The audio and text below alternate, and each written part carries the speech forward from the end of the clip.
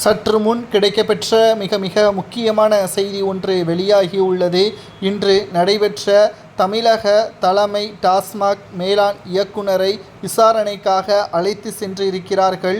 விசாரணையின் முடிவில் என்ன நடந்தது, வீட்டில் நடைபெற்ற சோதனையின் முடிவில் என்னென்ன ஆவணங்கள், எவ்வளவு பணங்கள் கைப்பற்றினார்கள், இதற்கு பிறகு அமலாக்கத்துறை அதிகாரிகளது நடவடிக்கை என்ன என்பதை தான் இந்த வீடியோவில் நாம் முழுமையாக பார்க்க போகிறோம். அதற்கு முன்பாக நீதிமன்றம் உத்தரவின்படிதான் இந்த சோதனை நடைபெற்றிருக்கிறது. அதாவது கடந்த சில மாதங்களுக்கு முன்பாக தமிழக தலைமை டாஸ்மாக் அலுவலகத்தில் அமலாக்கத்துறை அதிகாரிகள் சோதனைகளை நடத்தினார்கள்.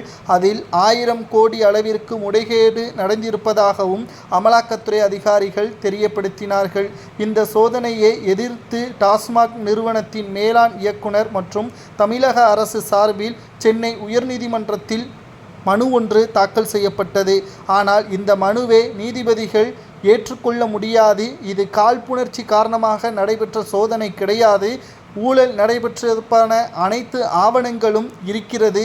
இதை வைத்துக்கொண்டு அமலாக்கத்துறை அதிகாரிகள் விசாரணை செய்வது சரிதான் என்றும் மீண்டும் சோதனைகள் கூட நடத்தலாம் என்றும் நீதிபதிகள் கடந்த 23/4/2025 அன்று உத்தரவை பிறப்பித்து தமிழக அரசு தொடர்ந்த மனுவையும் தள்ளுபடி செய்தார்கள்.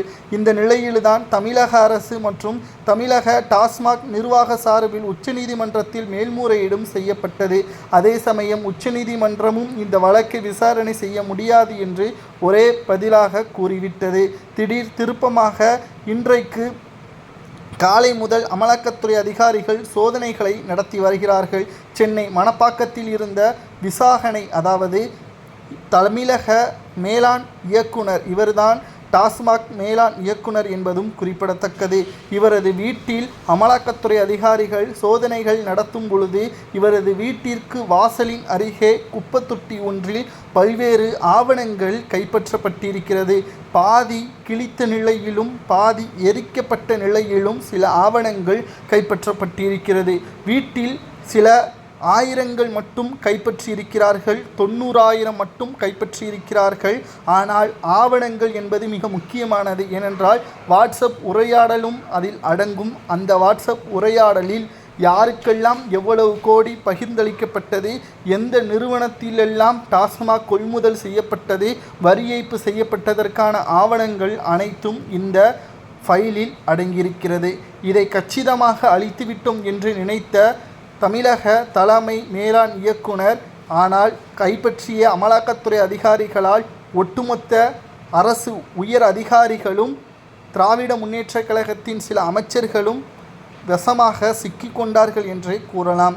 இந்த நிலையில் இந்த அமலாக்கத்துறை